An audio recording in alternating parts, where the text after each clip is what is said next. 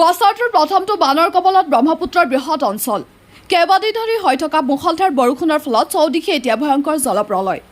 দেৰগাঁও সমষ্টিৰ অন্তৰ্গত বাগুৰিকে আদি কৰি বিভিন্ন অঞ্চল এতিয়া পানীৰ তলত। বাগুৰি আৰু চিকাৰীঘাটৰ যি মূল পথ, সেই পথত এতিয়া সাগৰ সদৃশ্য পৰিৱেশ। ব্ৰহ্মপুত্ৰৰ জলস্তৰ ক্ৰমান্বয়ে বৃদ্ধি হোৱাত নদীৰ দাঁতি কাষৰীয়া আৰু কেইবাখনো গাঁও জলমগ্ন হোৱাৰ আশংকা কৰা হৈছে। বছৰটোৰ প্ৰথমটো বানৰ কবলত ব্ৰহ্মপুত্ৰৰ বৃহৎ অঞ্চল কেইবাদিন ধৰি হৈ থকা মুষলধাৰ বৰষুণৰ ফলত চৌদিশে এতিয়া ভয়ংকৰ জলপ্ৰলয়। দেৰগাঁও সমষ্টিৰ অন্তৰ্গত বাগুৰিকে আদি কৰি বিভিন্ন অঞ্চল এতিয়া পানীৰ তলত।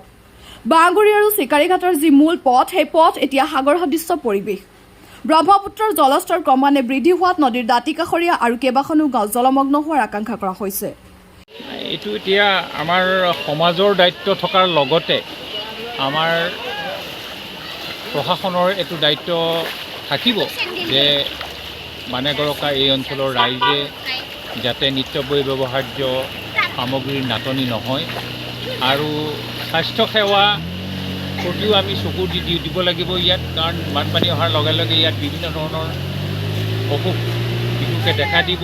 পশুধনৰ কথা চিন্তা কৰিব লাগিব যে পশুধনবিলাক এই অঞ্চলৰ ৰাইজ যিহেতু কৃষিপ্ৰধান অঞ্চল, ইয়াতে পশুধনৰ যাতে লোকচান কোনো নহয় এই কথাটো আমি চাব লাগিব।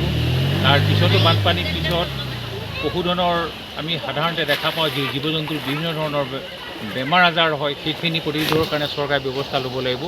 এতিয়া ইমিডিয়েটলি চৰকাৰে বিশেষকৈ এই চৰাই চাপৰি এই অঞ্চলটোত আৰু বহু মানুহৰ ঘৰত পানী সোমাইছে, এককাললৈকে পানী সোমাইছে আৰু ইয়াতে আহি আমি গম পাইছোঁ যে আমি শগুনপৰালৈ যাম বুলি আহিছিলোঁ, কিন্তু শগুনপৰালৈ আমি যাব পৰা অৱস্থাত নাই, ৰাস্তা খহিছে, সেইকাৰণে গাড়ী তাত যাব নোৱাৰি। সেইকাৰণে আমি এই চৰাই চাপৰি এই মুখতেই আমি ৰৈ যাব লগা অৱস্থা হ'ল আৰু চৰাই চাপৰি প্ৰায় 4 ঘৰমান মানুহৰ তাতে খহনীয়াৰ প্ৰকোপত পৰিছে বুলি আমি খবৰ পাইছোঁ আৰু সেইকাৰণে জিলা প্ৰশাসনে সেই দিশত উচিত ব্যৱস্থা গ্ৰহণ কৰিব বুলি আমি আশা কৰিছোঁ।